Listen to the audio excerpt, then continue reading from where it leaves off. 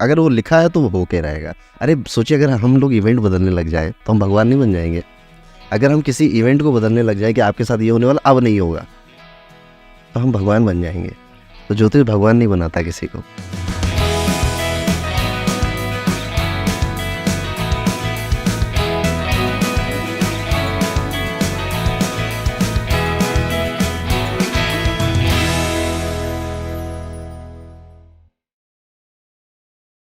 Hello दोस्तों, मैं doctor Yogendra Singh Rathore आप लोगों के लिए लाया हूँ इनर वेलनेस टाइप का अगला एपिसोड। आज बड़े शानदार पर्सनालिटी हमारे बीच मौजूद हैं।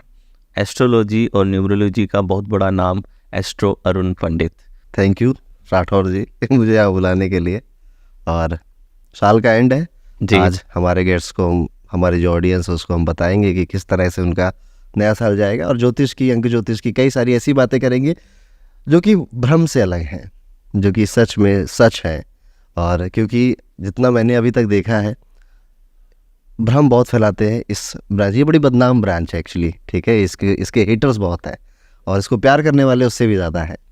सो आज मैं कोशिश करूँगा कि हेटर्स को लवर्स में कन्वर्ट करे विद प्रैक्टिकल नॉलेज। जस्ट ये मेरा एक आज का थॉट है। So before we go to that, I would love to know when it started. कब आपको ये लगा कि मुझे इसी फील्ड के अंदर आना है, क्योंकि इसके अराउंड कंट्रोवर्सी हमेशा से रहती है। सो आपने कब ये डिसीजन लिया कि मुझे यहाँ आना है? कोई भी बचपन में ये सोच के नहीं बड़ा होता कि मुझे बड़ा होकर एस्ट्रोलॉजर बनना है, हाँ। ठीक है। किसी का ये ड्रीम करियर नहीं होता, राइट। और एस्ट्रोलॉजी की बहुत बड़ी कहावत है कि एस्ट्रोलॉजी चूजेज इट्स पीपल। ज्योतिष आपको चुनता है। इसलिए बहुत सारे लोग ट्राई करेंगे आने की, नहीं आ पाते, बीच में छूट जाते हैं। और कभी भी ज्योतिष उनके पास नहीं जाता जो लालची होते हैं, क्योंकि ज्योतिष का मतलब ही है कि एम्पावर करना है इंसान को। पर अगर आपके मन में लालच है तो ये आपके पास नहीं आएगा। मेरी शुरुआत कैसे हुई? मेरे पिताजी एस्ट्रोलॉजर थे, उनको आती थी ज्योतिष, पर वैसे बहुत ऑनलाइन नहीं आते थे, उस समय था भी नहीं ऑनलाइन का इतना। मैंने 7th में न्यूमरोलॉजी सीख ली थी। वो बड़ी अच्छी पुस्तक है कीरो की, वो सबके घरों में होती थी। 1 तारीख वाले ऐसे होते हैं, 2 तारीख वाले। तो इंटरेस्ट आया था, स्कूल में बताने लगा था दोस्तों को।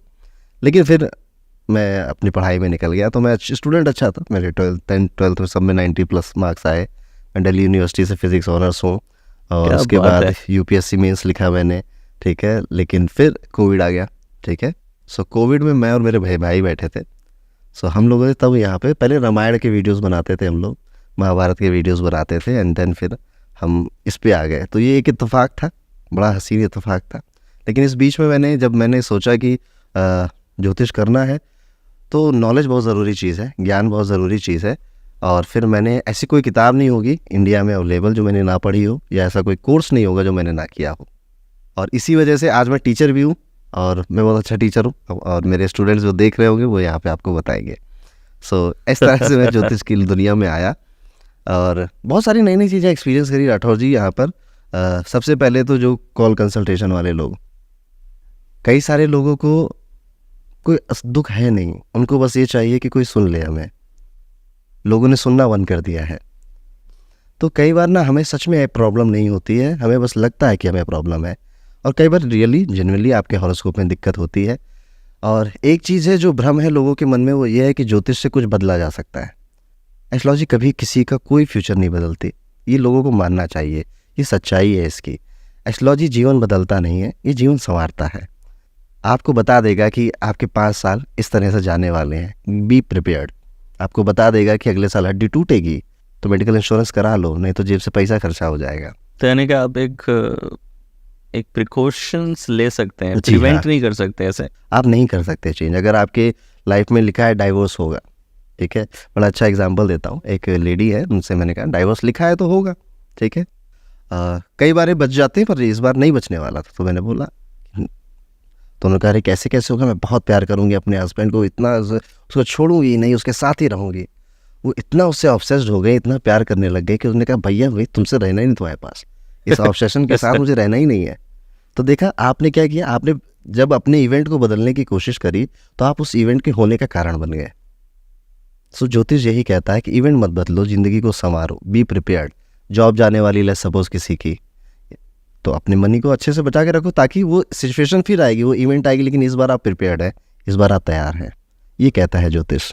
सो ये जो लोग रेमेडीज की बात होती हैं, तो फिर रेमेडीज किस, जैसे कोई अंगूठी में कुछ, कोई अंगूठी पहन लेना, या और कोई चीज़ करना, तो उनका क्या इम्पैक्ट है? रेमेडीज़ जो हमारी वैदिक रेमेडीज़ हैं वो काम करती आई हैं, आगे भी काम करेंगी। जैसे मंत्र साधना है, जैसे यंत्र साधना है, रत्न भी काम आते हैं, क्रिस्टल्स हैं, हीलिंग स्टोन। अभी हम इस पे लंबी बात करेंगे आगे चलकर। पर आजकल जो लोगों ने अपनी खुद की रेमेडीज़ बनाने लगे, अभी कल ही मैं एक रील देख रहा था, कह रहे हैं अगर आपके घुटनों में दर्द है तो कोई 58 नंबर लिख लीजिए, वो सही हो जाएगा। तो डॉक्टर अचार डालने के लिए बैठे हैं, घुटनों के दर्द 58 लिखने से सही हो जा रहे हैं। सो इस तरह की जो रेमेडीज़ है ना, ये प्लेसिबो है। आप भी जानते हो, आप इस फील्ड में हो, ठीक है। सो 2-4 का ठीक भी हो जाएगा, क्या पता प्लेसिबो से, लेकिन एक्चुअल में ये कोई रेमेडी नहीं है। तो रेमेडी जो होती हैं, जो मैं भी प्रैक्टिस करता हूँ, वो यंत्र है, मंत्र है, और रत्न भी है, और उसके बाद जो हमारे उपवास होते हैं, एकादशी के उपवास है। अब उपवास का भी साइंटिफिक बहुत सारे लोगों ने प्रूव कर रखा है, इसके फ़ायदे होते हैं। तो इस तरह से ये रेमेडीज़ काम करती हैं आपके ऊपर। और फिर से कहूँगा, ये रेमेडीज़ आपको स्ट्रॉन्ग करती हैं, आपके माइंडसेट को स्ट्रॉन्ग करती हैं, ताकि आप आने वाले सिचुएशंस को बेटर फाइट कर सकें। ओके, बट वो उस इवेंट को टालेगी नहीं, the event is going to happen. Yes, event होगा, ज्योतिष इवेंट करवाएगा। अगर वो लिखा है तो वो होके रहेगा। अरे सोचिए, अगर हम लोग इवेंट बदलने लग जाए तो हम भगवान नहीं बन जाएंगे? अगर हम किसी इवेंट को बदलने लग जाए कि आपके साथ ये होने वाला अब नहीं होगा, तो हम भगवान बन जाएंगे। तो ज्योतिष भगवान नहीं बनाता किसी को। सो एस्ट्रोलॉजी में जब आप प्रिडिक्शंस करते हैं, तो आप इन चीज़ों को एज ए प्रोबेबिलिटी देखते हैं या फिर एज ए फिक्स्ड इवेंट देखते हैं, कि आपकी कैलकुलेशंस किस तरीके से होती है कि भाई कि ये इवेंट होने की वेरी हाई प्रोबेबिलिटी है, वो होता है, या फिर फिक्स है कि ये इवेंट हो गई? और वो कैसे पता चलता है कि ये फिक्स हो गई होगा? तो जितना हम लोग एस्ट्रोलॉजी को जानते हैं, कुंडली होती है। आपने भी बचपन से सुना होगा, कुंडली होती है। हाँ। पर अगर मैं आपसे कहूँ कि सैकड़ों तरह की कुंडलियाँ होती हैं। आपकी लाइफ के हर एक एस्पेक्ट की एक कुंडली बनी हुई है। अच्छा। आपकी एक मेन कुंडली है, उसके बाद ऐसे सैकड़ों कुंडलियाँ आपकी लाइफ के हर एक एस्पेक्ट के, जिन्हें हम कहते हैं डिविजनल चार्ट। अच्छा, ठीक ये है? नहीं कभी सुना हाँ, था। जनरली लोग चार्ट्स की लोग बात हेट करते क्यों करते हैं ज्योतिष से? क्योंकि उन्हें ज्योतिष पढ़ा नहीं है। जिसने धर्म को कभी समझा नहीं, धर्म को कभी पढ़, वही धर्म को गालियाँ देगा, दूसरे के मजहब को गाली देगा। जिन्होंने ज्योतिष को समझा है, जिन्होंने ज्योतिष को कभी भी पढ़ा है, वो कभी ज्योतिष को गाली नहीं दे सकते। क्योंकि वो जब पढ़ने जाते हैं ना, जब मैं पढ़ने बैठा ना, तो सब कुछ लिखा हुआ था कि आप सरकारी की तैयारी करेंगे, नहीं होगा फिर आप ज्योतिष करेंगे। ठीक है। सो इतना ऐसे हिट होता है ना कि उसके बाद मज़ा आ जाता है। सो एग्जैक्टली होगा ये बताया जा सकता है कि हाँ एग्जैक्टली यही होगा। ठीक है। डिविजनल चार्ट्स क्या है? डिविजनल चार्ट, जैसे हमारे हॉरोस्कोप में 12 हाउस होते हैं। ठीक है। तो हर एक हाउस के लिए, हर एक पर्टिकुलर हाउस के लिए स्पेसिफिक चार्ट बनाए। जैसे 7th हाउस कुंडली का, वो मैरिज को बताता है, आपकी शादी को। ओके। तो 7th हाउस आपको मोटा मोटा अंदाजा दे देगा आपकी मेन कुंडली से कि आपकी शादी लेट्स सपोज नहीं चलेगी, ये बोल देगा वो। लेकिन क्यों नहीं चलेगी? क्या मेरा पार्टनर का डेथ हो जाएगा इस वजह से नहीं चलेगी? क्या मेरा पार्टनर से डाइवोर्स हो जाएगा इस वजह से नहीं चलेगी? या वो हमेशा बीमार रहेगा, मेरा कभी उससे कोई कम्युनिकेशन अच्छा, इस वजह से नहीं चलेगी? ये जो पर्टिकुलर रीज़न है, ये आपको मिलता है डिविजनल चार्ट में। उसे कहेंगे नौमांशा चार्ट या D9 चार्ट कहेंगे। तो 7th हाउस का प्रोबेबिलिटी पता चली, उसको स्पेसिफिक अगर आपको जानना है तो आपको डिविजनल चार्ट फिर अब आपको डिविजनल चार्ट्स में खोलना पड़ेगा। इसमें कोई पर्टिकुलर कोई ऑथेंटिक कोर्सेज भी होते हैं, कोई गवर्नमेंट बेस्ड कोर्सेज, या फिर आप खुद से ही पढ़ के इसमें आगे बढ़ते हैं? खुद के ही लोगों ने इंस्टीट्यूशंस बनाए हैं। ओके। जहाँ पे लोग पढ़ा रहे, क्योंकि ये सब्जेक्ट कहीं ना कहीं बहुत ज़्यादा highly based, experience based subject है।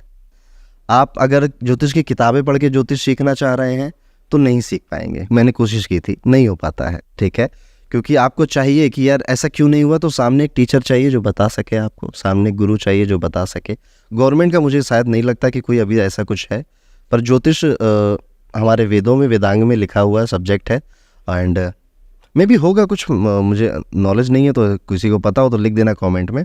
बट एक्चुअल जो प्रैक्टिसेस होती है, वो बस इतना समझ लीजिए कि आपको एक अच्छा टीचर चाहिए जो आपको सिखा सके, आपको बैठ के आपको ज्योतिष समझा सके। तो न्यूमरोलॉजी और एस्ट्रोलॉजी, इन दोनों में क्या डिफरेंस रहता है? एस्ट्रोलॉजी और न्यूमरोलॉजी में डिफरेंस है केमिस्ट्री और फिजिक्स जैसा। ठीक अच्छा। है। वो एक अलग सब्जेक्ट है, ये एक अलग सब्जेक्ट है। ज्योतिष बहुत डीप और बहुत लंबा सब्जेक्ट है। ज्योतिष से ज़्यादा डीप बातें बताई जा सकती हैं। न्यूमरोलॉजी एक इजी 2 महीने में सीखकर आप लोगों के बारे में ऐसे बता सकते हो, लोगों की डेट ऑफ बर्थ सुन के उनके बारे में बता सकते हो। उनकी पर्सनालिटी असेसमेंट के लिए न्यूमरोलॉजी बहुत ज़्यादा अच्छी सब्जेक्ट है, और वो ईजी टू लर्न है।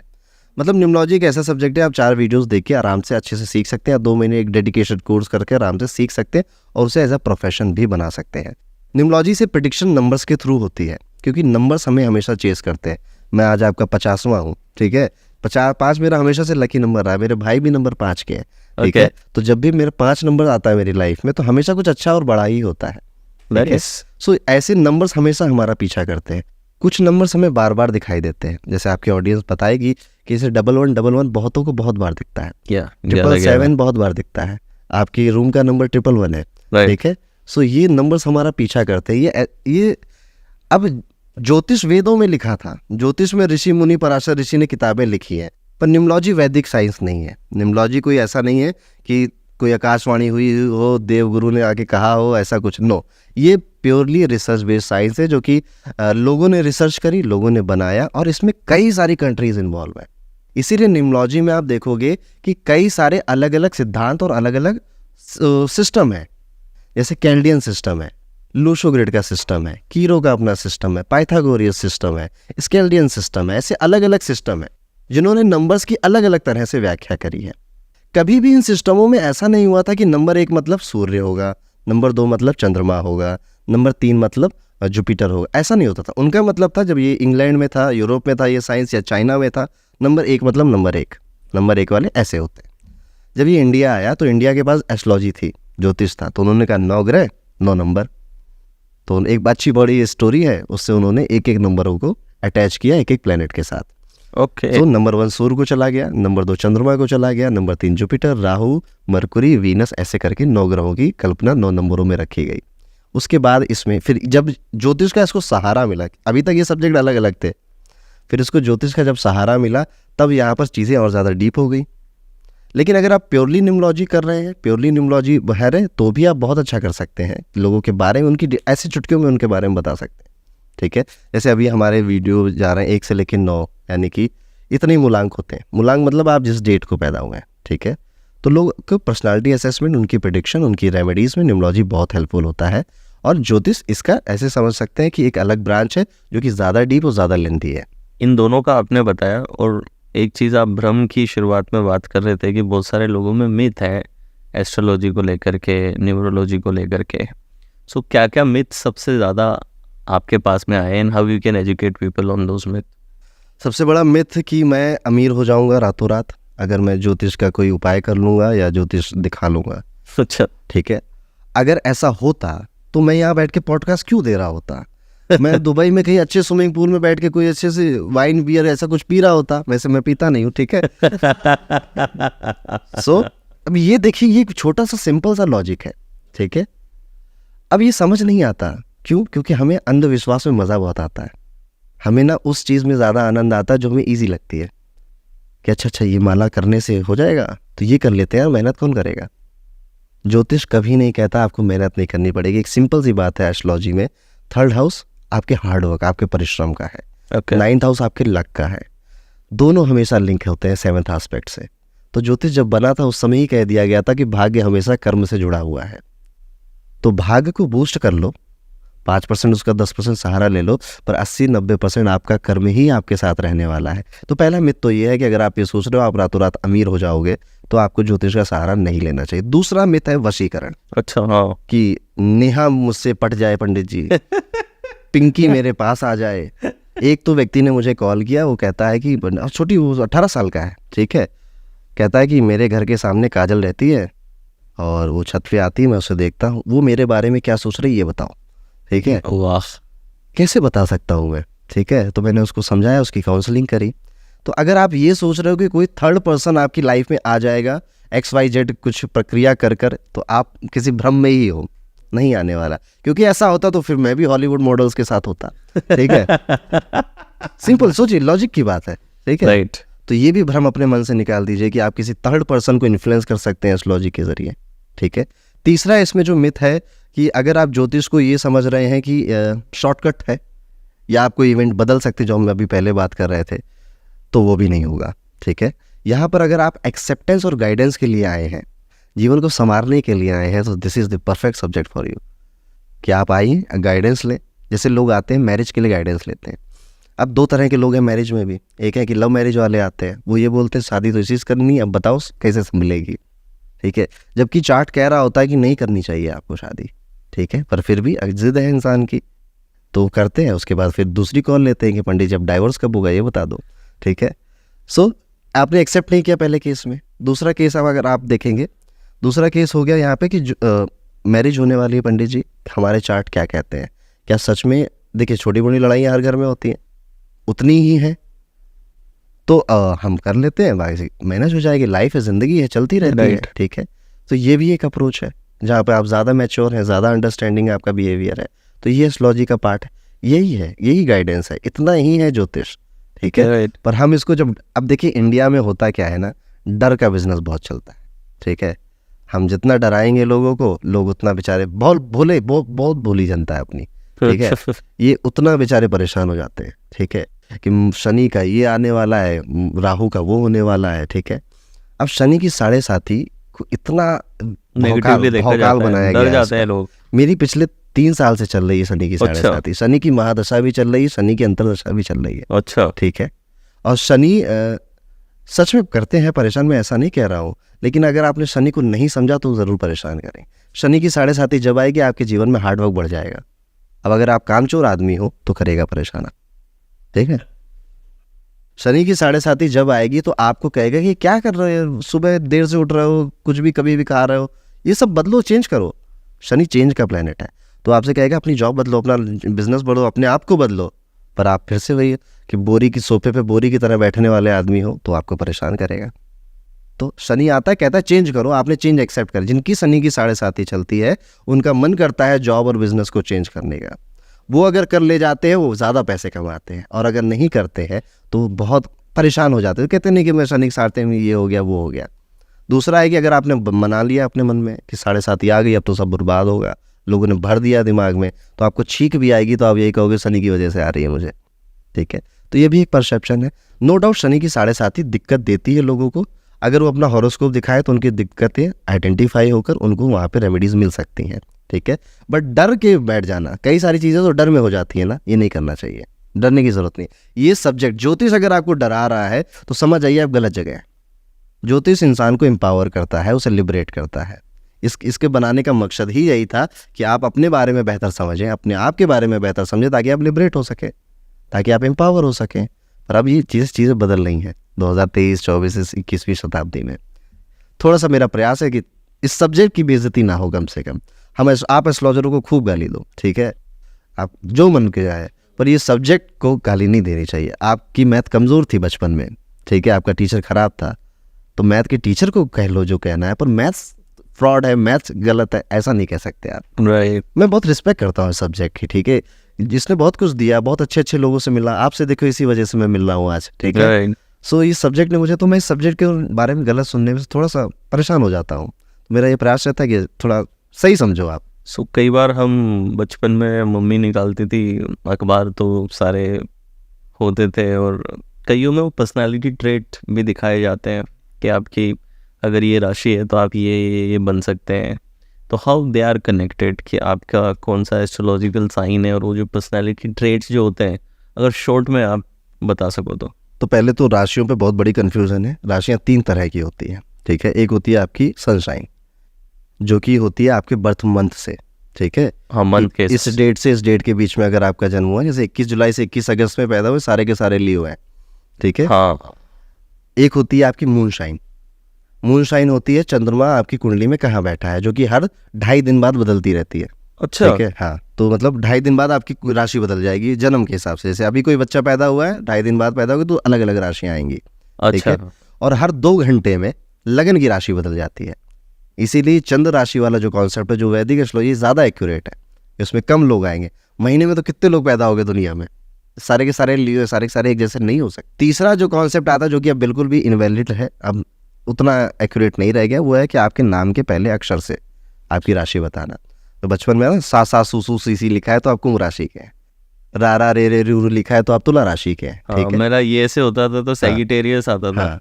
सो अब उसमें क्या होता था कि बचपन में पंडित जी आए, पंडित जी मेरे बच्चे के नाम रखो, पंडित जी ने अपने पूरे भाव से रामकरण तिवारी नाम रख दिया।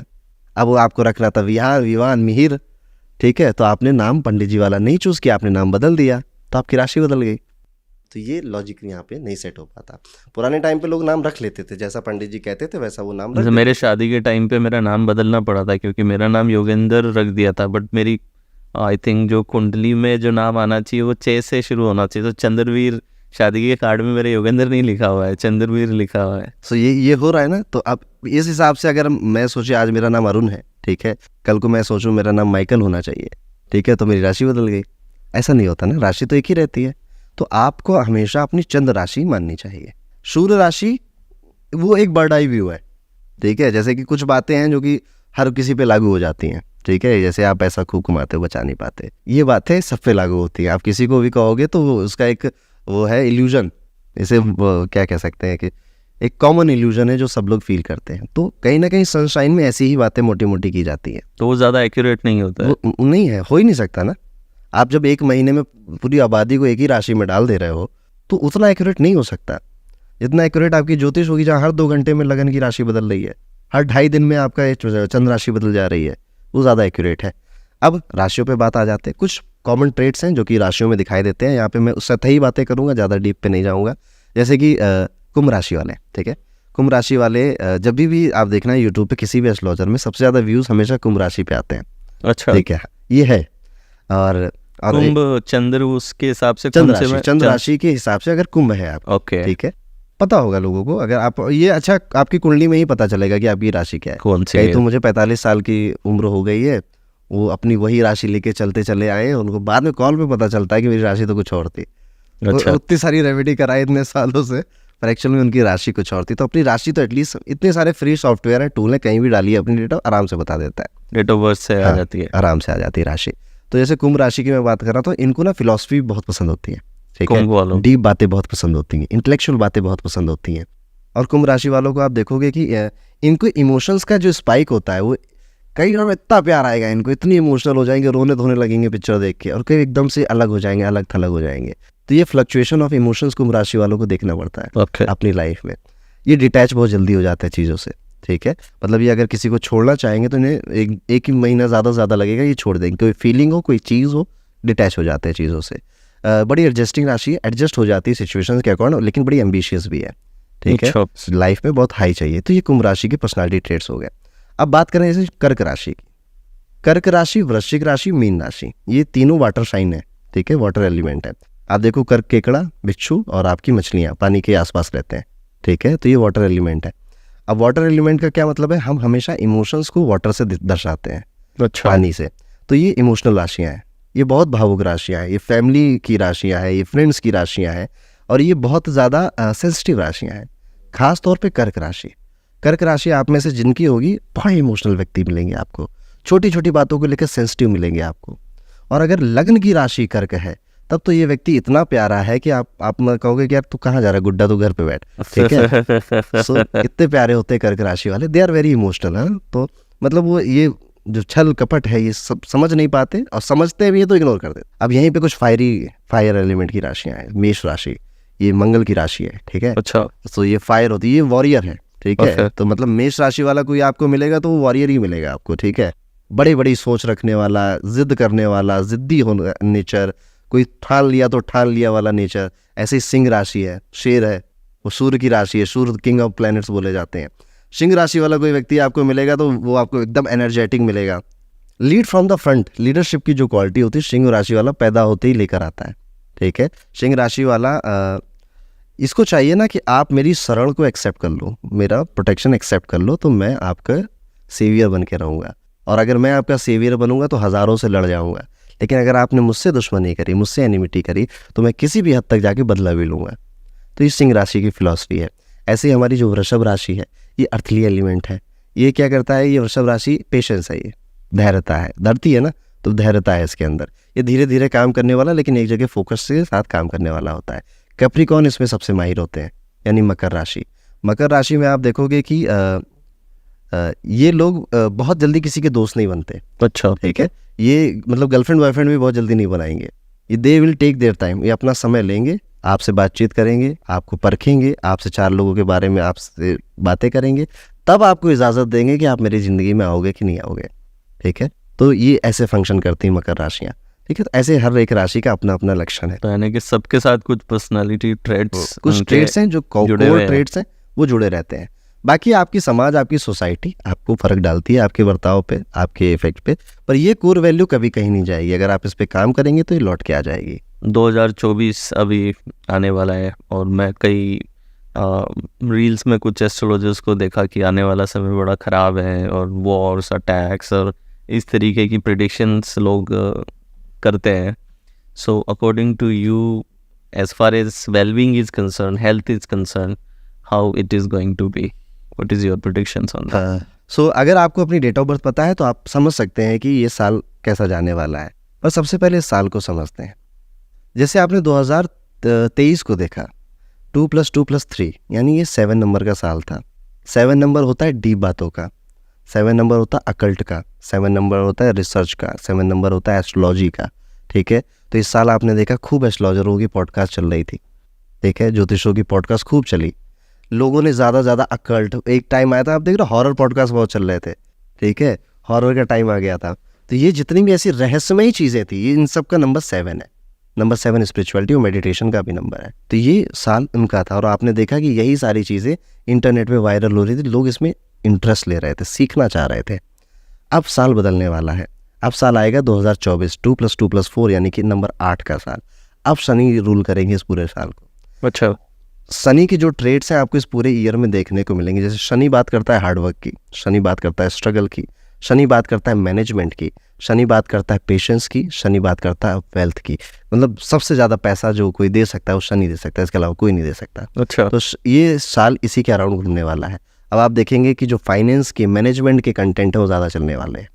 जो पैसे कमाने, बिजनेस बिल्ड करने, हाउ टू मेक स्टार्टअप, ये ज़्यादा चलेगा इस साल 2024 में। क्योंकि और इस साल अब ना सतही लेवल की बातें नहीं चलेंगी कि अगर मैं और आप बैठ के बिल्कुल सरफेस लेवल की बातें कर रहे हैं तो लोग उसमें इंटरेस्ट नहीं लेंगे। अब लोगों को बहुत डीप जाना है क्योंकि शनि गहराई भी है। तो जितनी डीप बातें हम लोग करेंगे इस साल एज अ इन्फ्लुएंसर या एज अ यूट्यूबर, उतना लोग हमें इंटरेस्ट लेंगे। तो यहाँ पर अब ये नॉलेज की बात आ गई। ये नॉलेज का साल है, गेन होने वाला है। आपकी डीप नॉलेज जितनी, आप उतना फ्लरिश करेंगे। तो अगर आपके पास नहीं है तो ये साल फिर आपको पीट के भी जाएगा, आपको पटकेगा भी। अब बात आती है मेरे लिए कैसा जाएगा। तो यहाँ पर हम इसको चेक करेंगे, आपका जो साइकिक नंबर है। साइकिक नंबर यानी कि आप जिस डेट में पैदा हुए हैं। फॉर एग्जांपल कोई 14 तारीख को पैदा हुआ है किसी भी महीने में, तो 1 + 4 5 उसका साइकिक नंबर है। ओके, कोई 16 को पैदा हुआ है तो 1 + 6 7 उसका साइकिक नंबर है। कोई 31 को पैदा हुआ है तो 3 + 1 4 उसका साइकिक नंबर है। ऐसे हमको देखना है। और अब यहाँ पे आपका साइकिक नंबर और यहाँ पे नंबर 8 का ये साल, ऐसे हम मैनेज करके, ऐसे मैं बताऊंगा, आप समझना। ओके, तो सबसे पहले नंबर 1 की बात करते हैं। नंबर 1 सूर्य है, नंबर 8 शनि है। ये पिता पुत्र हैं, दोनों एक दूसरे के गजब के दुश्मन है। ठीक अच्छा, है, फूटी आंख नहीं सुहाते हैं, देखते गोली मारने का आदेश है। ये ऐसी एनिमिटी है इन दोनों की। पुरानी कथा है हमारे वैदिक में भी, वैदिक शास्त्र में भी, कि सूर्य और शनि की दुश्मनी है। सो अब बेसिकली होता क्या है कि जो नंबर 1 वाला व्यक्ति है ये थोड़ा सा एक्सट्रोवर्ट है। ठीक है, और ये पैसे खर्च करने में ज़्यादा सोचता नहीं, कहता ज़िंदगी एक बार मिली, 2 बार क्या सोचना। ठीक है, बट जब नंबर 8 वाला व्यक्ति ये पैसों की अहमियत बहुत समझता है, ये फालतू की बातें नहीं करता, फालतू की चीज़ों पे एक्सपेक्ट। तो दोनों का नेचर बेसिकली बिल्कुल विपरीत है। नंबर 1 यानी कि आप किसी भी महीने की 1, 10, 19, 28 तारीख को पैदा हुए हैं, इस साल आपको ज़्यादा हर्डल, ज़्यादा स्ट्रगल फेस करने को मिलेंगे। आपने जो अपने लिए बिलीव बना रखे थे कि हम ही हीरो हैं, वो टूटेगा। अच्छा, ठीक है, शनि पीटते हैं। ठीक है, शनि आपका भ्रम तोड़ते हैं। ठीक है, आपको रियलिटी चेक होगा। ठीक है, आपको थोड़े बहुत हेल्थ इश्यूज भी आएंगे, खासतौर पे स्टमक से रिलेटेड या फिर आपके बोन से रिलेटेड, हड्डियों से रिलेटेड। और ये अप्रैल और अगस्त के मंथ में आने वाले हैं। ठीक है, नंबर 1 वाले लोग जितना भी इस साल पेशेंस से काम करेंगे वो उतना बेहतर है इनके लिए। ठीक है, तो ये नंबर 1 का मोटा मोटा ये साल है। नॉट वेरी गुड, मैं ऐसे नहीं कहता बहुत अच्छा जाएगा, ऐसा नहीं है ये साल। ठीक है, आपको पेशेंस रखना पड़ेगा, चैलेंजेस आपके सामने आने वाले हैं। नंबर 2 की बात करते हैं, यानी कि आप किसी भी महीने की 2, 11, 20, 29 तारीख को पैदा हुए हैं। ये चंद्रमा का अंक है, ये पानी है। और नंबर 8 शनि है। शनि को हम हमेशा लोहे से रिप्रेजेंट करते हैं। तो पानी और लोहा साथ में आने वाला है, तो क्या होगा, जंग लगेगी। ठीक है, जंग किस पे लगेगी, आपकी रिलेशनशिप्स में। नंबर 2 वालों की रिलेशनशिप्स में इमोशनल आउटबर्स्ट होगा। नंबर 2 वाले अपने रिलेशनशिप में कई सारे लोगों का नकाब उतरता हुआ देखेंगे। ठीक है, जिनको मांग रहे थे कि पिंटू तो बहुत अच्छा दोस्त है मेरा, वो पिंटू अपना असली रंग दिखा देगा। ठीक है, और कौन कौन सी डेट वाले 2 पे रहेंगे? 2, 11, 20 और 29 तारीख के। 2, 11, 20 और 29 वाले। अच्छा। नंबर 2 वालों के लिए इमोशनली चैलेंज है, जैसे मैंने कि बताया। दूसरा, नंबर 2 वालों के लिए जॉब वाइज ये साल बड़ा अच्छा होगा, क्योंकि नंबर 2 वाला व्यक्ति काम करना चाहता है लेकिन उसे पीसफुल एनवायरनमेंट चाहिए। वो टारगेट में कि तुम्हें 10 कॉल्स 10 सेल्स करनी, इसमें काम नहीं कर पाता। ठीक है, तो अगर नंबर 2 वाले व्यक्ति किसी पीसफुल एनवायरनमेंट में चले गए, किसी ऐसी जॉब में या ऐसे बिजनेस में चल गए कि उन्हें कोई सुबह शाम डंडा नहीं कर रहा है, they will do very good, क्योंकि वो है हार्ड वर्क और ये साल उन्हें बढ़ा देगा हार्ड वर्किंग। आर्टिस्टिक फील्ड में नंबर 2 वाले बहुत शाइन करेंगे इस साल। ठीक है, कला के क्षेत्र में अगर आप किसी तरह से इन्वॉल्व है, आप एक्टर हैं, पेंटर है, डांसर है, तो यू विल, बहुत अच्छा जाएगा आपका ये साल। तो इस साल आपको करना क्या है, नंबर 2 वालों को खोजना है अपना पीस।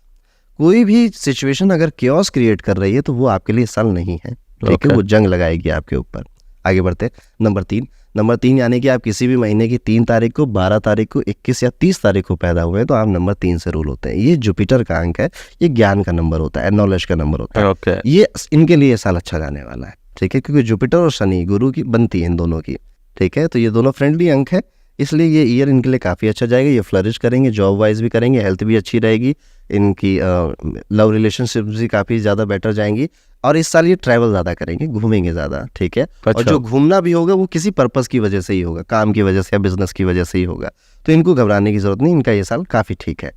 नंबर 4 राहु का अंक है, यानी कि आप किसी भी महीने की 4 तारीख को, 13 तारीख को, 22 या 31 को पैदा हुए हैं, सबसे अच्छा साल इन्हीं का जाएगा। अच्छा, ठीक है। राहु और शनि वैसे नहीं बनती इनकी, लेकिन जब ये टेम्परेरी रिलेशनशिप में आते हैं, मतलब कुछ टाइम पीरियड के लिए साथ में आते हैं, तो बहुत मजा देखे जाते हैं। ठीक है, तो 4 वालों की साल बहुत अच्छा जाएगा ये साल, और उनका फोकस जो अभी तक इधर उधर था ना, वो फोकस एक जगह आ जाएगा। जो काम अभी तक उनके पेंडिंग रखे रहते, उन्हीं के फोकस की वजह से, ना कर पाने की वजह से, वो फोकस वापस आने, वो काम भी अब उनके होने लग जाएंगे। नंबर 4 वाले फाइनेंशियली बहुत इस साल ग्रो करेंगे, तो मैं कह सकता हूँ ये साल नंबर 4 वालों के लिए काफ़ी फेवरेबल ईयर होने वाला है। नंबर 5 की अगर बात करें, जैसे आपका जन्म किसी भी महीने की 5 को, 14 को या 23 तारीख को हुआ है, इनका भी फ्रेंडली अंक नंबर 8 होता है। एक्चुअल में ज्योतिष के अनुसार ये सौतेले भाई हैं दोनों, बुध और शनि। तो लेकिन शनि का है वो कर्म के दाता है ना, कर्म फल दाता। तो कहते तुम्हारे पापा ने मेरे साथ बुरा किया था, अच्छा, सूर्य ने, पर तुमने नहीं किया ना, तुम्हारी कोई गलती नहीं है, तो इनकी बनती है। ठीक है, न्यूट्रल रिलेशनशिप है पर अच्छी रिलेशन। 5 मूलांक वाले लोगों का अगर कोई बिजनेस है तो ये अपने एम्प्लॉयज़ की वजह से काफ़ी परेशान होंगे। ओके, बट इनका बिजनेस इस साल 8 गुना ज़्यादा बढ़ जाएगा, ये भी है।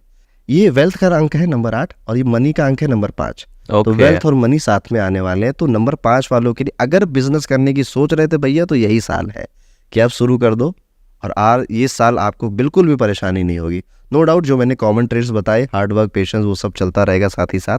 बात करें नंबर 6 की, अगर तो 6, 15, 24 को अगर आपका जन्म हुआ है, यानी कि शुक्र का अंक है आपका, वीनस का अंक है आपका, तो इनके लिए भी ये साल न्यूट्रल जाएगा, ना बहुत अच्छा ना बहुत खराब, इस सिचुएशन में रहेगा। जॉब्स के लिए अच्छा है, लग्जरी ग्लैमरस इंडस्ट्री में अगर आप काम कर रहे हैं तो अच्छा है, मैनेजमेंट का काम कर रहे हैं, फाइनेंशियल सर्विसेज में अगर आप किसी तरह से इन्वॉल्व हैं तो बहुत अच्छा है। नंबर 6 वाले इस बार शेयर मार्केट जैसी चीज़ों को बहुत सीखेंगे। अच्छा, ठीक है, जो क्विक मनी वाली चीज़ें होती हैं, इस इंटेंशन से खूब सीखेंगे और इसी में मात खाएंगे। ठीक है, यानी कि लर्न करना है, पर अगर आप शनि में ये सोच रहे हो, शनि के साल में, कि मैं जल्दी पैसा कमा लूँ, तो वो नहीं होने वाला। लेकिन आप फिर भी फाइनेंशियल सर्विसेज में जाएंगे ये लोग, मेरी यही यहाँ पे सजेशन है, इम्तनान से सीखिए और आराम से करिए, कोई जल्दबाजी मत करिए, शॉर्टकट मत करिए कि टेलीग्राम पे कोई टिप दे रहा है उसका आप लगा रहे हो, ऐसा कुछ नहीं होगा। ठीक है, नुकसान हो जाएगा। अंक 7 की बात करें, यानी आपका जन्म अगर किसी भी महीने की 7 तारीख को, 16 को या फिर 25 तारीख को हुआ है, और आपके साथ शनि का अंक आ गया है, तो ये साल कन्फ्यूज़न काफ़ी क्रिएट करेगा। ठीक है, काफ़ी ये लोग गिराएंगे कि नेहा को चुने कि पिंकी को चुने।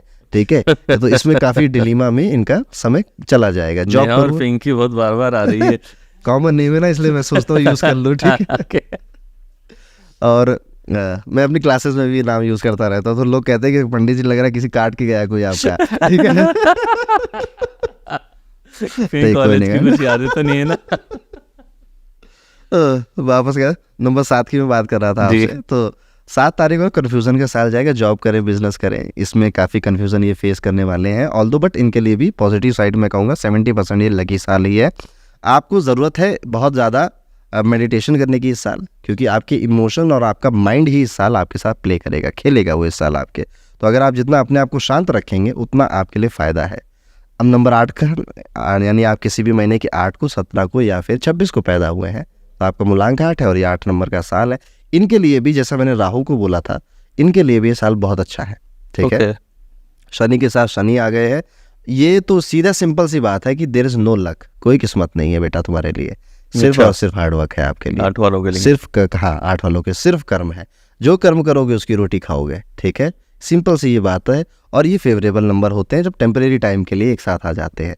तो इस साल आपके लिए बेच के पैसा मिलेगा, नंबर 8 वालों को कुछ बेचना पड़ेगा, ठीक है। जैसे हमेशा दुनिया में बेच के ही पैसा मिलता है वैसे तो, बट अगर कोई प्रोडक्ट सर्विस नहीं है तो बनानी पड़ेगी। जैसे शेयर बेच दिया आपने, कोई घर बेच दिया अपना, ठीक है, या फिर मतलब अपना नहीं, मतलब प्रॉपर्टी वाइज रियल एस्टेट में अपना घर बेच दिया, ठीक है। कोई प्रोडक्ट है, कोई सर्विस है, उसके लिए ज़्यादा मार्केटिंग करी तो उसे सेल करके पैसा। तो नंबर 8 वाले इस साल कुछ सेल करके पैसा कमाएंगे। ये मत सोचिएगा कि वक्त अपना बेच के मैं पैसा कमाऊँ, ठीक है, क्योंकि वो लिमिटेड ही है आपके पास, अच्छा नहीं बना पाओगे, इसलिए इनको इस तरफ सोचना चाहिए। बिजनेस स्टार्ट करेंगे नंबर 8 वाले इस साल।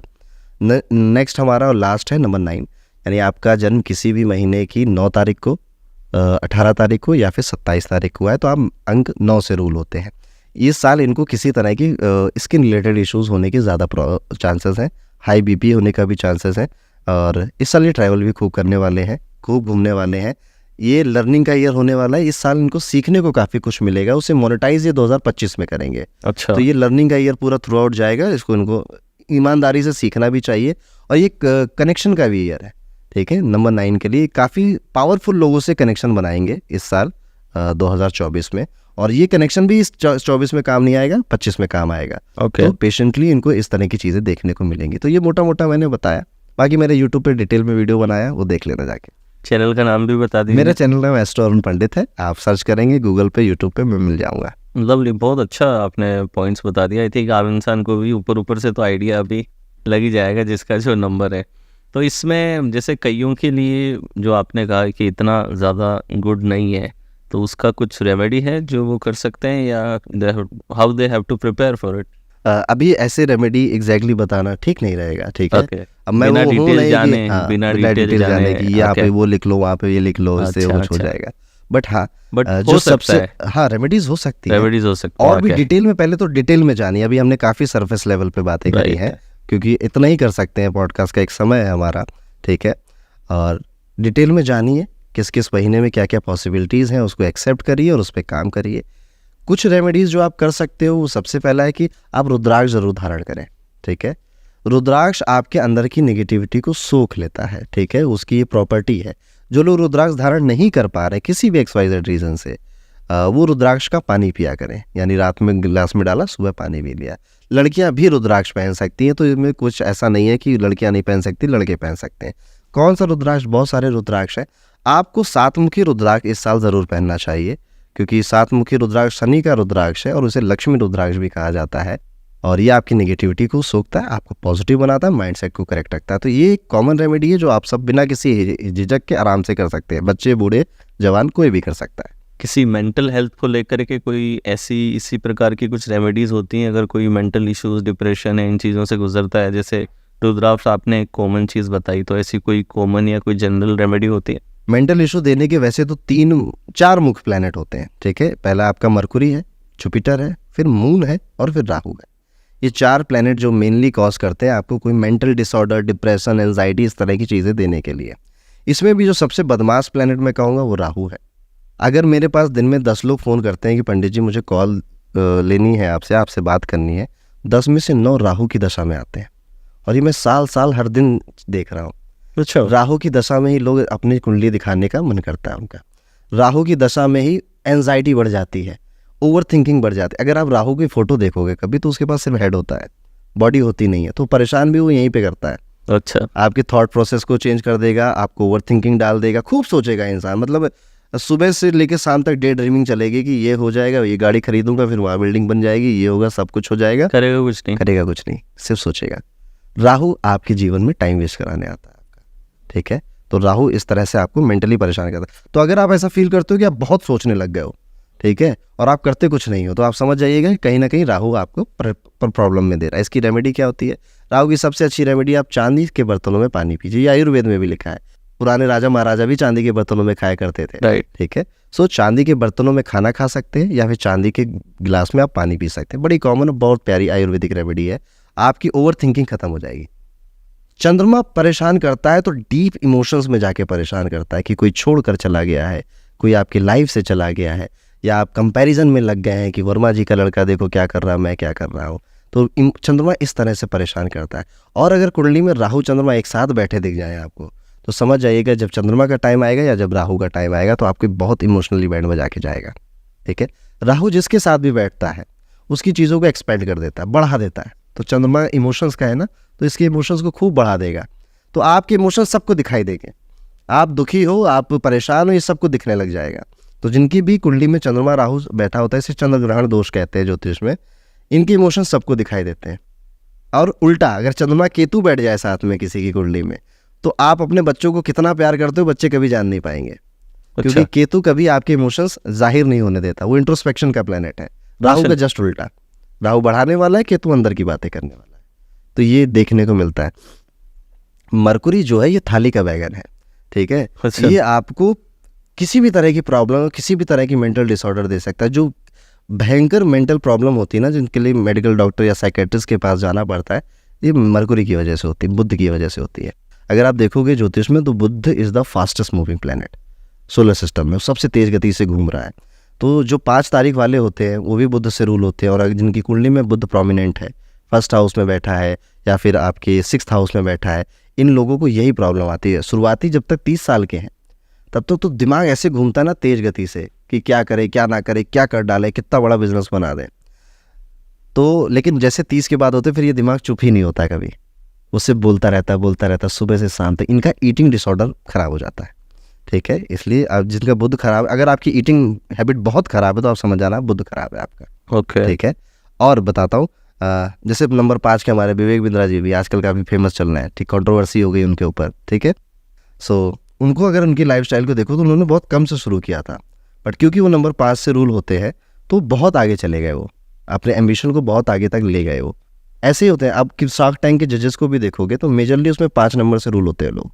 ठीक है, क्योंकि उनकी ब्रेन पावर इतनी होती है। अब जब ये खराब हो जाता है तो आपका दिमाग ही आपका दुश्मन बन जाता है। आपको वहम होगा, हिस्टीरिया की बीमारी होगी, इस तरह की बीमारियां आपको होने लग जाती हैं। जुपिटर की अगर मैं बात करूं तो जुपिटर आपको आपके परिवार की वजह से, फैमिली की वजह से या फिर आपके रिलीजन की वजह से आपको मेंटल डिसऑर्डर होंगी, इनकी बातें करता है। अच्छा, हाँ, जुपिटर इन सब चीज़ों की बातें करता है।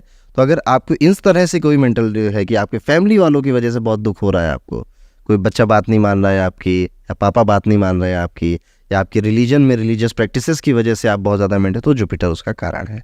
तो ये प्लैनेट्स इनके कारण है। इन सब में के अलग अलग उपाय हैं, पर फिर मैं कहूँगा अभी कॉमन जनरल उपाय आपको नहीं लेने चाहिए। आपको अच्छे से कुंडली दिखा के ही अपनी रेमेडी लेनी चाहिए। एक जो कॉमन चीज़ मैंने अपने अनुभव में पाई है, जिसे मैं शुरुआत में भी कह रहा था कि लोग एक्चुअल में इतने परेशान है नहीं जितना वो समझ रहे हैं अपने आप को, उसमें सबसे बड़ा रोल है ईटिंग हैबिट्स का। ठीक है, जैसा आहार होता है वैसे विचार बन जाते हैं। जो आपके विचार हैं वही आपके कल व्यवहार बन जाएगा। ठीक है, तो अगर आप अपने डाइटिंग को या अपने आहार को भी ठीक कर लो, टाइम से खाओ, बहुत गलत मत खाओ, तो भी आपके मेंटल हेल्थ अपने आप ठीक है। तो आप भी जानते बेहतर जानते होंगे। ठीक है, तो इस तरह से भी है। मैं ज़्यादा बोल गया। ठीक है, नहीं बहुत ये पहली बार आई थिंक बताया है किसी ने कि मून, जुपिटर और ये जो प्लैनेट्स, तो ये कंट्रोल करते हैं आपके माइंडसेट को इस तरीके से। आप क्रिस्टल हीलिंग पे भी काफ़ी बात करते हैं, तो क्रिस्टल हीलिंग क्या चीज़ है और क्या क्या चीज़ें इससे हील की जा सकती है? क्रिस्टल हीलिंग एक बड़े ही खूबसूरत वरदान है हम सबके लिए। ठीक है, जो क्रिस्टल्स होते हैं बेसिकली इसमें भी काफ़ी डिफरेंस होता है। क्वार्ट्ज होते हैं, क्रिस्टल होते हैं, फिर आपके प्रीशियस स्टोन्स आ जाते हैं। मैं आपको क्रिस्टल्स की बातें बताऊंगा। 1940 के आसपास एक रिसर्च हुई कि ये क्रिस्टल है भी कुछ की नहीं है। ठीक है, तो एक जेरी नाम था या कैरी नाम था, ऐसे कोई थे साइंटिस्ट, उन्होंने क्रिस्टल पे इफेक्ट किया तो ये पता चला कि क्रिस्टल इलेक्ट्रिसिटी प्रोड्यूस कर सकते हैं।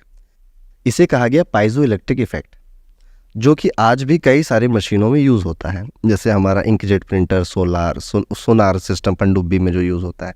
तो क्रिस्टल्स काम अलग अलग जगहों पे भी अभी भी कर रहे हैं। इनका इंट्रोडक्शन फिर हीलिंग में हुआ। क्रिस्टल आपके पास जब भी रहेंगे ना आपको अच्छा लगेगा, क्योंकि क्रिस्टल उसी वाइब्रेशन में फंक्शन करते हैं जिसमें ह्यूमन बॉडी करती है। ठीक है, अब ह्यूमन बॉडी का क्या है कि वाइब्रेशनल फंक्शन बदलता रहता है मूड के हिसाब से और लोगों के किसी ने कुछ बुरा कह दिया तो वो अलग हो गया, पर ये स्टेबल रहते हैं। इसीलिए इनका आपके पास में रहना आपको स्टेबल बनाता है। सबसे अच्छा, अब ये क्रिस्टल हज़ारों हैं, इनकी कोई गिनती ही नहीं है, इतने सारे हैं, पर कुछ क्रिस्टल्स हैं जो कि आपको समझने, जैसे एमेथिस्ट, ये बहुत प्यारा क्रिस्टल है, ठीक है। ये आपके घर की नेगेटिविटी को दूर करता है, आपके अंदर की नेगेटिविटी को दूर करता है। तो जैसे आप ये पॉडकास्ट कर रहे हैं तो एक क्रिस्टल रखें, मैं तो आपको रिकमेंड करूंगा, ठीक है। सो आप कोई भी नेगेटिव, इतने सारे लोग आते हैं, कोई नेगेटिविटी आई है तो वो सोख लेगा, ऑब्जर्व कर लेगा। बड़ा सा जियोइड ले सकते हैं आप अपने ऑफिस के लिए, अपने बिजनेसेस के लिए, अपने घर के लिए। पर्सनली आप इसका ब्रेसलेट पहन सकते हैं, ठीक है। आप ऐसे, इसकी मालाएं भी आती हैं, ये भी है। एक बार मैं गया था अहमदाबाद में ही गया था, ठीक है, खम्बाट है अहमदाबाद के आगे, ठीक है। अच्छा, वहाँ पे गया था, क्रिस्टल्स की बहुत बड़ी शॉप थी उनकी, उन्होंने कुर्सी बना रखी थी एमेथिस्ट की। अच्छा, और मैं बैठा उस कुर्सी पे और विद इन 30 मिनट्स ऐसे सर घूमने लग गया, सर झन्नाने लग गया, वो इतनी हाईली वाइब्रेटेड कुर्सी थी वो, ठीक है। तो फिर मैं उठ गया वहाँ से, ठीक है। सो ये क्रिस्टल ऐसे बड़े, इनका अच्छा साइंटिफिक रीज़न ढूंढने जाओगे आपको मिलेगा नहीं कोई, ठीक है, कि साइंटिफिकली कैसे काम करते। मैंने बहुत सोचा, बहुत सर्च भी किया, नहीं करते। इसका स्पिरिचुअल मीनिंग है जो शायद साइंस फिर कभी समझा पाए, ठीक है। तो एक एमेथिस्ट आपके पास होना चाहिए अगर आपको लगता है बहुत नेगेटिविटी या नज़र आपको बार बार लग जाती है। दूसरा पायराइट, ठीक है। पायराइट आपके मणिपुरा चक्र को एक्टिवेट करता है। अच्छा, पायराइट के लिए क्या है कि पायराइट को लोग सोचते हैं पैसा आ जाएगा इसको रखते ही, ठीक है, इसीलिए इसे फूल्स गोल्ड कहते हैं, ठीक है। ये दिखता भी गोल्ड जैसा है, ठीक है, तो इसे फूल्स गोल्ड कहा जाता है, क्योंकि इसको मार्केट भी ऐसे ही किया जाता है कि ये अंगूठी पहनी है पायराइट की, ये धन, ये आएगा वो आएगा, नहीं।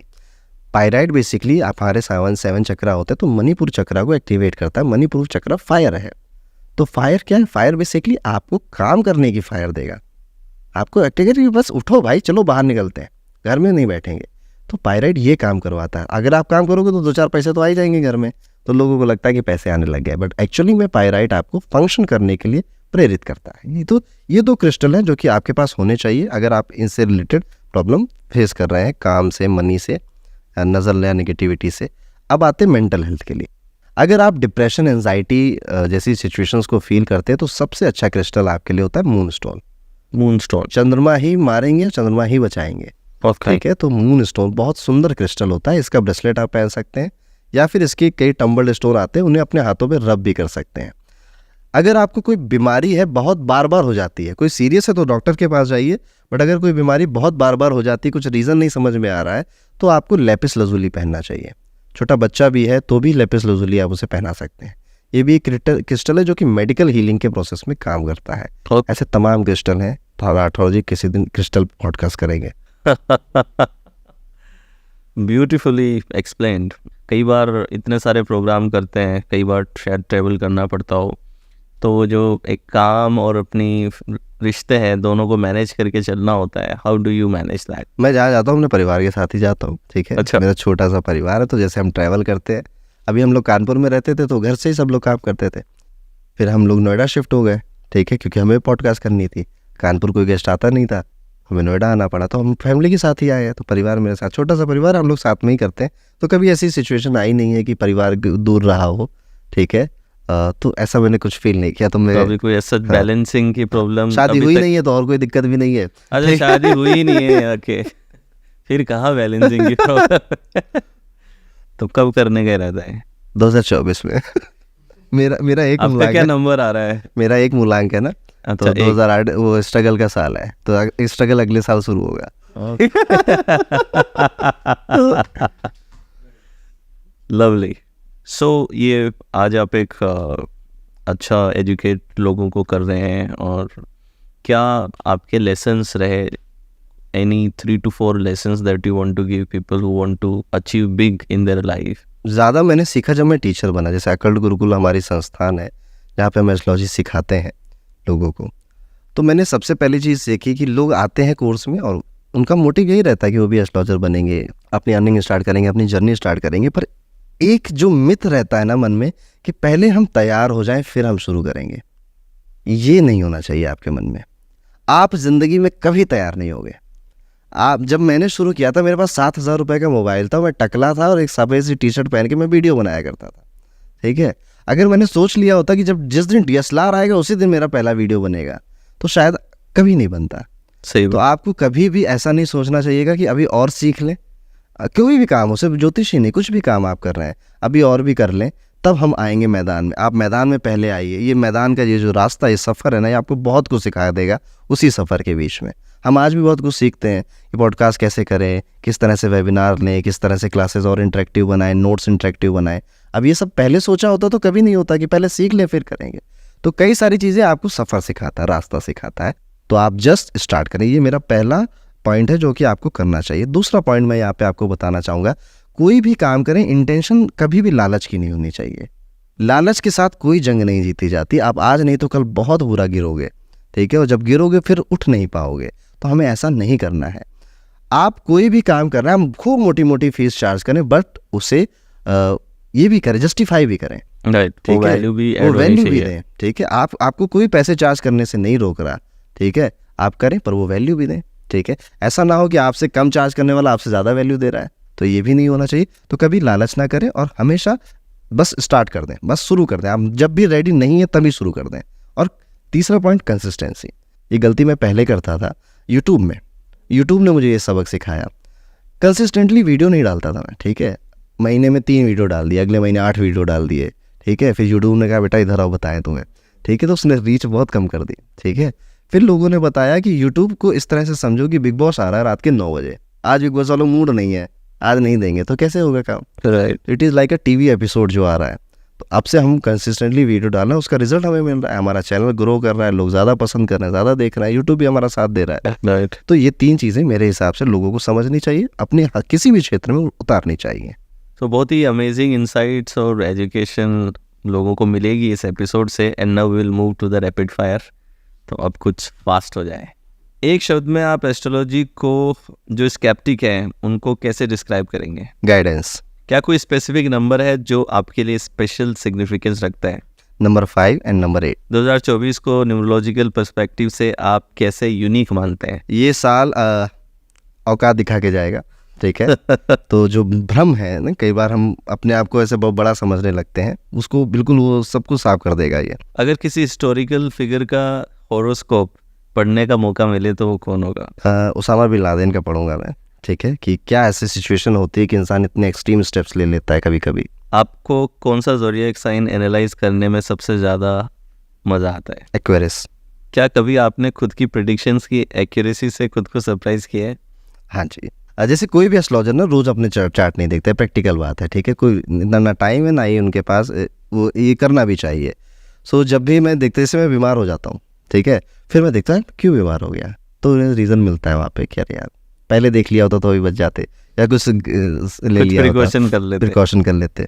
किसी के बर्थ चार्ट में सबसे पहले आप क्या देखते हैं? मनी हाउस और मैरिज हाउस। एस्ट्रोलॉजी में नए लोगों को आप क्या एडवाइस देंगे? हाँ, सबसे पहले तो अगर आप यहाँ पे बहुत पैसा कमाने की सोच के आ रहे हैं तो मत आइएगा, ठीक है। लालच के साथ मत आइएगा। ये पैसा बहुत देगा, 3 कोठियाँ बना देगा आपकी, लेकिन अगर लालच नहीं करोगे तभी बनाएगा। अपने काम में साइंस और स्पिरिचुअलिटी को आप कैसे बैलेंस करते हैं? मैं हर एक चीज़ को जब सीखता हूँ ना, नहीं तो मैं इसके पीछे सोचता हूँ। जैसे आजकल ग्राफोलॉजी सीख रहा हूँ, ठीक है, कि सिग्नेचर से लोगों को कैसे बताए, या उनके हैंड राइटिंग से, तो इसके पीछे का क्या साइंस है, ठीक है। क्योंकि जब आपको साइंस पता होता है ना, या लॉजिक पता होता है किसी भी चीज़ का, तो आप किसी को कॉन्फिडेंटली बता सकते हो, ठीक है। जब आप खुद कॉन्फिडेंट नहीं हो, झलक जाता है आपकी बातों से कि कॉन्फिडेंट नहीं हो आप। अगर चूज़ करना हो एस्ट्रोलॉजी और न्यूमरोलॉजी में से किसी एक की गाइडेंस को, तो किस पे ज़्यादा रिलाई करेंगे? पहले मैं न्यूमरोलॉजी से करूँगा, फिर एस्ट्रोलॉजी से करूँगा।